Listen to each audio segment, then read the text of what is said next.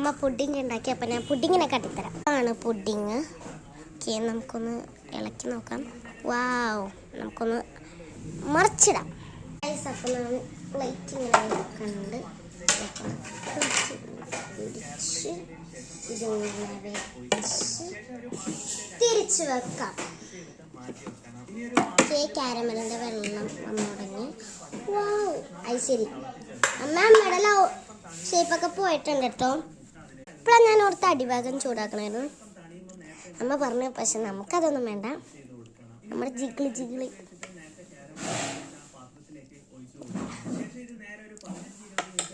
നമുക്കൊന്ന് കഴിച്ചു നോക്കാം. ഓ,